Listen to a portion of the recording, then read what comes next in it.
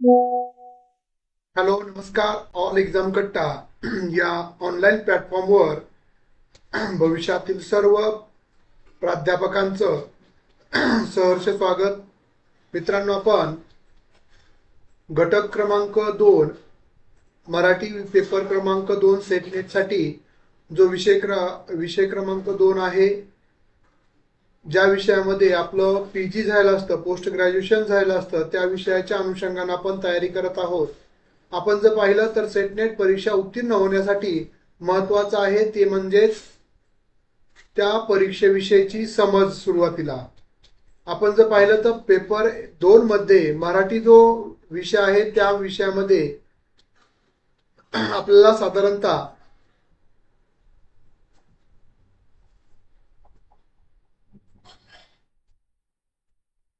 प्रत्येक घटकावर 10 प्रश्न विचारले जातात. तुम्ही ज्या विषयातून तयारी करत आहात तर त्या विषयामधला प्रत्येक घटक हा आपल्याला परीक्षेच्या दृष्टिकोनातून खूप महत्वाचा असतो. आणि तयारी करत असताना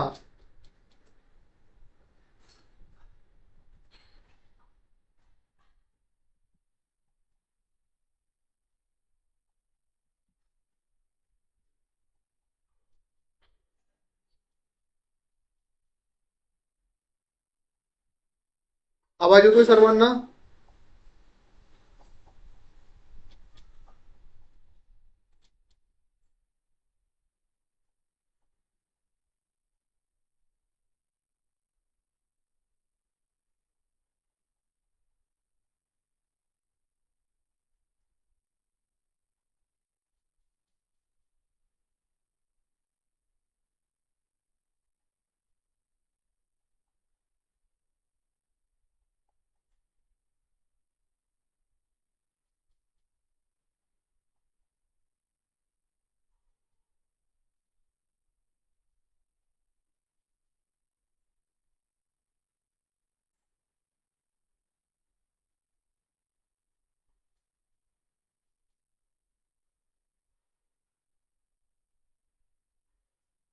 हॅलो.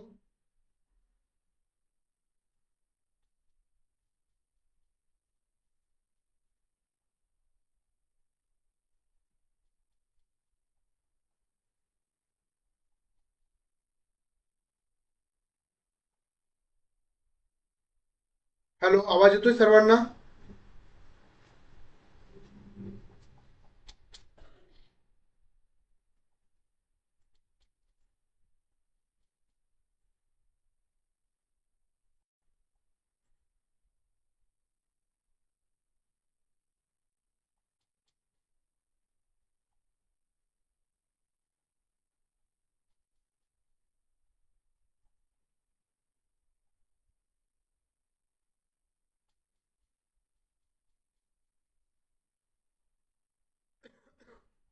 हॅलो.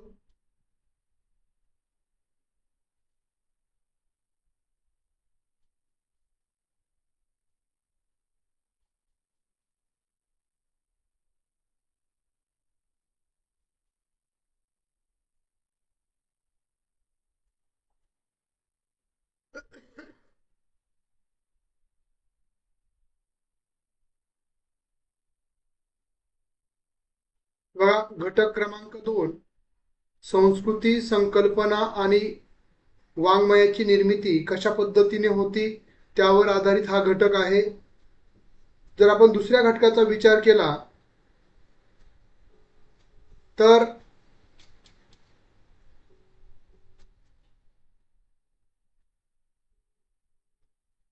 यामध्ये सांस्कृतिक संकल्पना म्हणजे काय, त्यानंतर एखाद्या संस्कृतीवर किंवा संस्कृतीच्या संकल्पनेवर एखादं साहित्य कसं तयार होतं, तर या मुद्द्यांवर आधारित हा सर्व घटक आहे.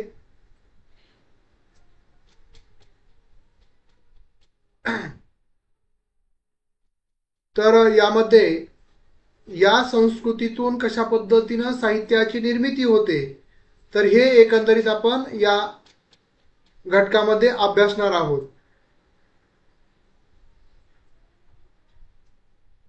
तर संस्कृती ही समाजाच्या जीवन पद्धतीचे एक संगोपन आहे, जी मानवी जीवनातील विविध अंगांना व्यापून टाकते. आपल्या सर्वांना माहीत आहे की संस्कृतीच्या माध्यमातून आपलं जीवन सर्व व्यापलेलं असतं.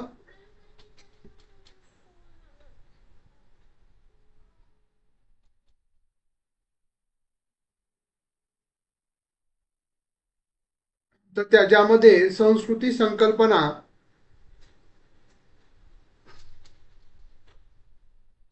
याचा समावेश होत असतो.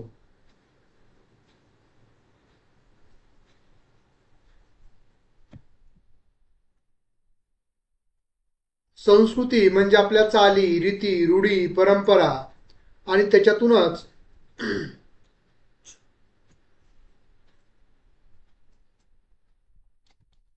एकंदरीत त्या समाजाची किंवा विशिष्ट समाजाची जी जीवन पद्धती आहे ती आपल्याला समजून येत असते.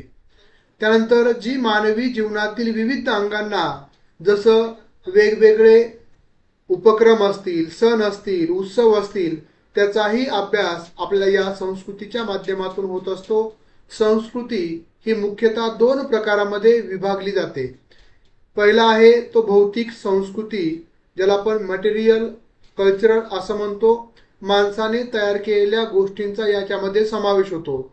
जसं की उदाहरणार्थ वस्तू, एखादी कला असेल, तंत्रज्ञान असेल, त्यानंतर साहित्य असेल, वस्त्र म्हणजेच कपडे असतील, आहार असेल, इत्यादींचा समावेश हा भौतिक संस्कृतीमध्ये होत असतो.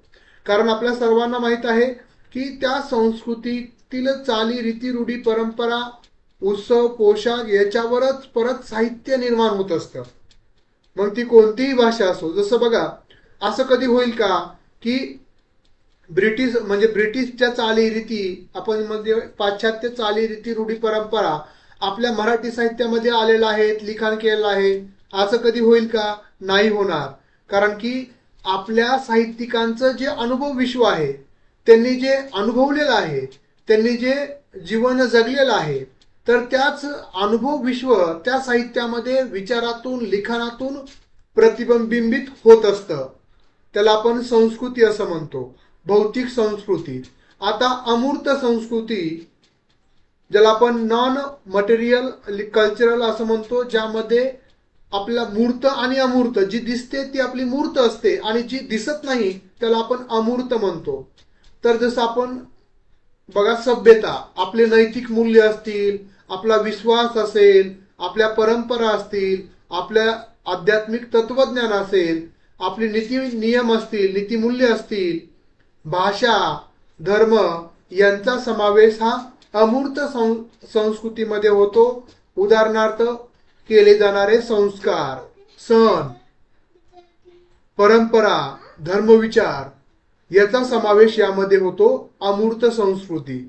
म्हणजेच हे आपल्याला सांगायची गरज नाही. जसं लहान मूल आपलं अनुकरण करत असतं, जसं आपण जे करतोय, जसं आपण एखाद्या देवाकडे गेलो आणि हात जोडले तर लहान मूल पण ते निरीक्षण करतं आणि त्या पद्धतीनं ते हात जोडायला प्रयत्न करतं. म्हणजे ते शिकत असतं. त्यातून आपली संस्कृती एका पिढीकडून दुसऱ्या पिढीकडं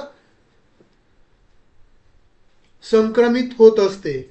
आणि याच्यातूनच साहित्य देखील आपल्या अमूर्त आणि मूर्त, मूर्त म्हणजे भौतिक संस्कृती आणि अमूर्त म्हणजे जी दिसत नाही पण त्याचा प्रतिबिंब आपल्या आचारामध्ये असतं, आपल्या विचारामध्ये असतं, त्याला आपण अमूर्त संस्कृती म्हणतो. बरोबर आहे. आता संस्कृतीचे घटक, संस्कृती कशाला म्हणायचं? तर संस्कृती ही विविध घटकांनी तयार होते किंवा बनत असते. जसं भाषा, बघा, संस्कृतीमधील पहिला घटक आहे भाषा. तर या भाषेच्या माध्यमातून देखील संस्कृती विकसित होत असते. तर बघा, व्यक्त होण्याचे व समाजाशी संवाद साधण्याचं माध्यम काय आहे? भाषा. आता मी तुमच्या बरोबर संवाद साधतोय कशाच्या माध्यमातून? भाषेच्या माध्यमातून. त्यानंतर आहेत कला. जसं आपण बघा, संगीत, नृत्य, चित्रकला, साहित्य, वास्तुकला यांचा समावेश देखील सांस्कृतिक घटकामध्ये होतो. भाषा, त्यामध्ये कला. आपण जर पाहिलं तर आपल्या भारतीय संस्कृतीमध्ये किती कला सांगितलेल्या आहे ज्योती मॅडम? 84, बरोबर आहे, 84 कला सांगितलेल्या आहेत. त्यामध्ये संगीत, नृत्य, चित्रकला, साहित्य, वास्तुकला यांचा समावेश होतो. त्यानंतर आहेत परंपरा व प्रथा. जसं आपल्या पूर्वजांकडून चालत आलेल्या सवयी किंवा विचार हे आपण एका पिढीकडून दुसऱ्या पिढीकडे घेऊन जात असतो, त्याला आपण काय म्हणतो, परंपरा किंवा प्रथा. आता बघा याचा समावेश साहित्याशी कसा होतो, तर या परंपरा त्या साहित्यामध्ये रेखाटल्या जातात, अभिव्यक्त होत असतात, लिहिल्या जात असतात. त्यानंतर आपल्या संस्कृती घटकामध्ये पुढचा जो मुद्दा आहे तो मूल्य व नैतिकता. समाजाचे आदर्श वर्तनाचे मार्गदर्शन हे आपल्याला नैतिक मूल्यातून होत असतं. वडीलधाऱ्याशी कसं वागावं, कसं बोलावं, बरोबर आहे, याच्या आणि ते बोलत असताना शब्द आदरात्मक कसे ठेवावे हे आपल्याला नैतिक मूल्यांपासून आपण शिकत असतो. त्यानंतर धर्म म्हणजे आपली आचार पद्धती. समाजाच्या जीवनात श्रद्धा व आध्यात्मिक दृष्टिकोन निर्माण करणारी व्यवस्था म्हणजे धर्म होय. धर्म म्हणजे हिंदू मुस्लिम असं नाहीये, तर समाजाच्या जीवनात श्रद्धा व आध्यात्मिक दृष्टिकोन निर्माण करणारी व्यवस्था, त्याला आपण धर्म असं म्हणतो. बघा आपण सेट नेट एक्झाम जी आता नेट परीक्षा डिसेंबरमध्ये होऊ घातलेली आहे, त्यामध्ये पेपर क्रमांक 1 आणि पेपर क्रमांक 2 त्याची आपली न्यू बॅच, जसं की आजपासून आपण बघितलं तर नवीन पद्धतीनं, ज्यामध्ये आपण प्रत्येक घटकामधला एक उपघटक, त्याच्या तो घटक अभ्यासणे आणि त्याच्यावरचे प्रश्न अशा पद्धतीनं परीक्षाभिमुख दृष्टिकोनातून पुढे जाणार आहोत. त्यामुळे आपण ही बॅच सुरू केलेली आहे. कालावधी 2 वर्षाचा असेल. ॲपच्या माध्यमातून लाईव्ह लेक्चर्स मिळणार आहेत, व्हिडिओ सुविधा, डाउनलोड सुविधा असणार आहे. त्यानंतर जुन्या प्रश्नपत्रिकांचं विश्लेषण असेल, टेस्ट सिरीज असेल, त्यानंतर PDF नोट्स असतील, रेकॉर्डेड लेक्चर्स अनलिमिटेड वेळा पाहू शकता. ऑनलाईन बॅच उपलब्ध आहेत लाईव्ह आणि रेकॉर्डेड स्वरूपामध्ये. ज्या विद्यार्थी किंवा आपले मित्रमैत्रिणी असतील, जॉईन करायचे असेल तर दोन्ही विषयाची फीस फक्त 4,000 रुपये ठेवलेली आहे. आपण संपर्क क्रमांक खाली दिलेला आहे, किंवा तुम्ही ऑल एक्झाम कट्टा हे ॲप डाउनलोड करून देखील डायरेक्ट कोर्स परचेस करू शकता. तर त्याच्यानंतरचा मुद्दा आहे संस्कृती आणि वाङ्मय निर्मितीचा संबंध. वाङ्मयांची जी निर्मिती होत असते आणि त्याचा संस्कृतीचा काय संबंध आहे, काहीतरी संबंध असला पाहिजे. आपल्या चाली, रीती, रूढी, परंपरा म्हणजे आपली संस्कृती. त्यामध्ये भौतिक आणि अभौतिक, ज्याला आपण मूर्त आणि अमूर्त म्हणतो, ते आपण वरच्या संकल्पनेमध्ये पाहिलंच आहे. पण आता बघा संस्कृती आणि वाङ्मय निर्मितीचा काय संबंध आहे, तर वाङ्मय ही संस्कृतीची प्रतिबिंब आहे. जसं आपण बघा आरशामध्ये पाहतो किंवा आपण पाण्यामध्ये आपलं प्रतिबिंब पाहतो, म्हणजेच संस्कृतीचा आणि साहित्याचा सहसंबंध तसाच आहे. कारण की प्रत्येक वाङ्मयामधून एखादी संस्कृती, एखाद्या चालीरीती ह्या साहित्यामध्ये उमटत असतात. वाङ्मयामध्ये संस्कृतीचे वैभव, संघर्ष, परिवर्तने आणि भावनांचे दर्शन होत असते. बघा कोणतंही साहित्य हे त्या काळातली संस्कृती प्रदर्शित करत असतं. मग तुम्ही प्राचीन काळापासून आपण वेदापासून आतापर्यंत जे 18 पुराण आहेत, बरोबर, जे लेखी स्वरूपामध्ये उपलब्ध आहेत, हे सर्व विकसित झालं आणि त्यामध्ये संस्कृती आणि आपली सभ्यता, जसं आपण रामायण हे आदर्श मानतोय, आपण कधी घडलंय ते आज देखील आपण त्याच्यातले आदर्श चोखाळत आहोत. राम राज्य यावं असं आजही आपल्याला वाटतं. का तर ती सभ्यताही चांगली होती. तर बघा वाङ्मय ही संस्कृतीचे प्रतिबिंब आहे. म्हणजे साहित्य हे त्या साहित्यातून त्या संस्कृतीचं, त्या समाजातील चाली, रीती, रूढी, परंपरा, नीती, मूल्य हे प्रतिबिंबित होत असतात, दिसत असतात, व्यक्त होत असतात. तर वाङ्मयामध्ये संस्कृतीचे वैभव असतं. म्हणजे साहित्यामध्ये, वाङ्मय म्हणजे साहित्य, याच्यामध्ये संस्कृतीचं वैभव दडलेलं असतं. त्यामध्ये वेगवेगळे संघर्ष दडलेले असतात, त्यामध्ये वेगवेगळे परिवर्तने दडलेले असतात आणि त्यामध्ये महत्वाचं म्हणजे आपल्या भावना दडलेल्या असतात. त्यानंतर साहित्यातील विविधतेत संस्कृती त्यामध्ये आपण जर बघितलं तर साहित्य हे विविध प्रकारामध्ये व्यक्त होत असतं. आता साहित्य म्हणजे कथा आलं, कथानंतर न काव्य आलं, काव्यानंतर नाटक आहे, आत्मचरित्र आहे, चरित्र आहे, बरोबर. हे सर्व साहित्यामध्ये येतं. प्रत्येक साहित्य प्रकाराचं उगम हा कथेतून होतो. आपल्या सर्वांना माहित आहे. कथेमध्ये काय असतात? पात्र असतात, प्रसंग असतात आणि आशय असतो. कोणतीही कथा घ्या आणि त्याच कथेचं संक्षिप्त रूप म्हणजे सर्वात छोटं स्वरूप म्हणजे कथा, आणि ज्यावेळेस आपण त्याचं मोठं रूप ज्यावेळेस आपण व्यक्त करतो म्हणजे कादंबरी, आत्मचरित्र, नाटक, काव्य याचा समावेश होतो. हे झालं कथा स्वरूपामध्ये म्हणजे साहित्यामध्ये. त्यानंतर लोकसाहित्य म्हणजे लोकांचं जीवन, ज्यामध्ये लोकगीते असतील, भारुड असतील, त्यानंतर आपण ओव्या म्हणतो, पाळणा म्हणतो, हे लोकगीताचा प्रकार आहे. त्यानंतर दंतकथा सांगतो वेगवेगळ्या काळातील वेगवेगळ्या देवी देवतांच्या. त्यानंतर लोकनाट्य, तमाशा असेल, गवळणी असतील, हे सर्व लावणी असेल, लोकनाट्याचा प्रकार आहे. हे सर्व आपल्या संस्कृतीचंच प्रतिबिंब हे आपल्या साहित्यामध्ये निर्माण होत असतं. म्हणजे आपण काय बघतोय? संस्कृती आणि वाङ्मय निर्मितीचा संबंध म्हणजे आपण जीवन जगत असलेले संस्कृती आणि त्याचा प्रतिबिंब वाङ्मयामध्ये म्हणजे साहित्यामध्ये कसा पडतो हे आपण एकंदरीत पाहण्याचा प्रयत्न करतोय. समजतंय ज्योती मॅडम? त्यानंतर बघा, लोकसाहित्य म्हणजे लोकगीते, दंतकथा, लोकनाट्य इत्यादी. आता संस्कृतीचे जतन व प्रसार म्हणजे कोणतीही संस्कृती कशी जतन केली जाते, कशी टिकवली जाते. आता बघितलं तर साहित्य हे संस्कृतीचे एक महत्वाचे माध्यम असून ते इतिहास व परंपरा जतन करतं. कोणतंही साहित्य, जसं आपण 18 पुराण म्हणतोय, ज्यामध्ये परत 4 वेद म्हणतोय, त्यानंतर 84 कला सांगतोय, हे कशातून? तर हे सर्व आपल्या संस्कृतीतून.